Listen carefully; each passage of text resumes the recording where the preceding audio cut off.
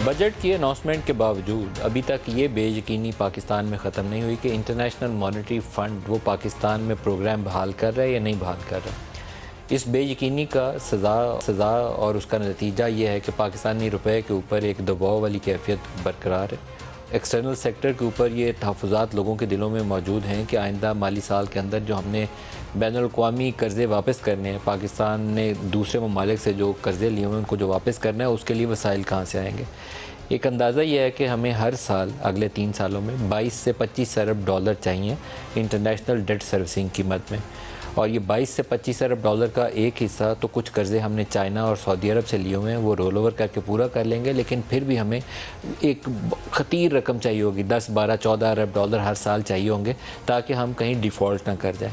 और ये करना नामुमकिनात में से नहीं है, कुछ ऐसी बुनियादी शराइत हैं उसके लिए। एक तो जो पाकिस्तान के कर्ज़ों का बड़ा हिस्सा है वो मल्टीलैटरल लोन्स पर मुश्तमिल है, वर्ल्ड बैंक है, ADB है, इसी तरीके से दीगर अदारे हैं। वो बहाल नहीं हो रहे। बहाल क्यों नहीं हो रहे? कि वो IMF के प्रोग्राम का इंतज़ार कर रहे हैं। कहते हैं IMF ऑन बोर्ड आएगा तो हमारे कर्ज़े तैयार हैं, हम आपको कर्ज़ा दे देंगे। IMF बहरहाल एक नामालूम वजूहात की बिना पर अभी तक बहाल नहीं हो पाया।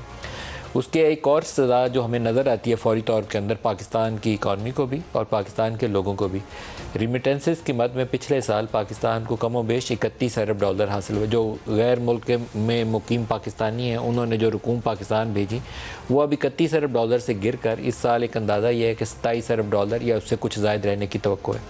इसी तरीके से जो बरामदात हैं पाकिस्तान से वो भी कम व बेश इतनी ही थी, 31 अरब डॉलर पिछले साल, और वो भी 27 से 28 अरब डॉलर के करीब रहेंगी, इससे ऊपर नहीं जा पाएंगी।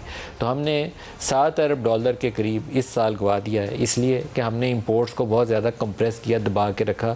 जो हमारा शरह मुबादला है डॉलर के मुकाबले में उसमें बहुत ज़्यादा उतार चढ़ाव रहा, और ये बेयकीनी की कैफियत का नतीजा था कि रिमिटेंसेस में भी फॉल आया, एक्सपोर्ट्स में भी फॉल आया। और रिमिटेंसेस में फॉल आने की एक वजह यह भी हो सकती है कि कुछ ऐसी इंपोर्ट्स ब्लैक मार्केट के ज़रिए फाइनेंस हो रही हूँ। जो रिमिटेंसेस आनी थी वो बजाय बैंकिंग चैनल्स के ज़रिए आए, वो कहीं हवाला हुंडी वाले के पास जाके वो पाकिस्तान में रुपए आ जाते हों, और वही फॉरेन एक्सचेंज जो है कुछ इंपोर्ट्स को जो किसी चोरी वाले किसी रास्ते से घूम फिर के पाकिस्तान पहुँचती हैं उनको फाइनेंस किया जा रहा हो। क्योंकि पाकिस्तान ने एक साल पूरा जितना दबा सकते थे इंपोर्ट्स को उतना दबाया। डॉलर्स नहीं थे इसलिए और ऑप्शन नहीं थी, लेकिन क्या हल यही था? मेरे ख्याल में इससे बेहतर तरीके से मैनेज किया जा सकता था। IMF का प्रोग्राम नवंबर में आखिरी किस्त के अजरा के बाद रुका था, तो पिछले 7 माह हमने जिस बेयकीनी के साथ पाकिस्तान को आगे चलाया 25 करोड़ के मुल्क को, ये बहुत एक ज़ालमाना तरीक़ाकार था। कुछ बुनियादी शराइत में से उनका मुतालबा ये था कि फ़ॉरेन एक्सचेंज की जितनी पाकिस्तान को ज़रूरत है दोस्त ममालिक से, 4 अरब डॉलर की हम उनको इंश्योरेंस करवा रहे हैं। वो कहते थे आपको 2 अरब डॉलर और चाहिए, 6 अरब डॉलर की देंगे तो फिर हम ये नवा रिव्यू जो है आपका बोर्ड में लेके जाएंगे। अब ये 2 अरब डॉलर हमारी 60-70 अरब डॉलर की सालाना इंपोर्ट्स की रिक्वायरमेंट है।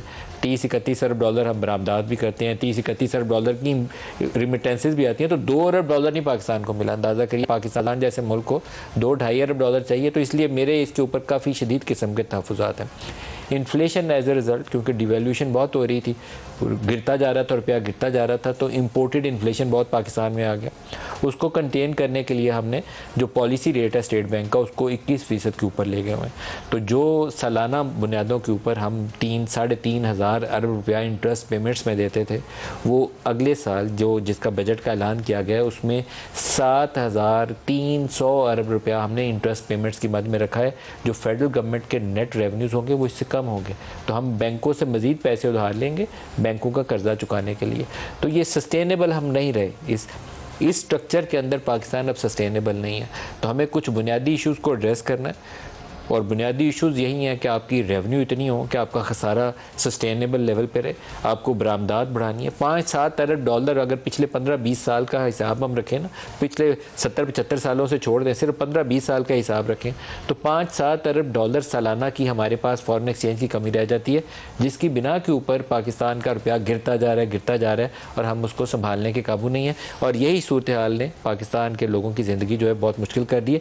पाकिस्तानी लोग पिछले 2 सालों में मुसलसल गरीब हो रहे हैं। पर कैपिटा आमदन जो है वो 2 सालों से मुसलसल गिर रही है, नीचे, ऊपर नहीं जा रही है। हम लोगों की ज़िंदगियों में बेहतरी नहीं ला रहे, मुसलसल नीचे गिर रही है। तो लोग पहले से गुर्बत में और बेरोज़गारी में, इस पुअर इकनॉमिक मैनेजमेंट की वजह से पाकिस्तान के जो लोग हैं पहले से ज़्यादा इक़्तिसादी मुश्किलात का शिकार है।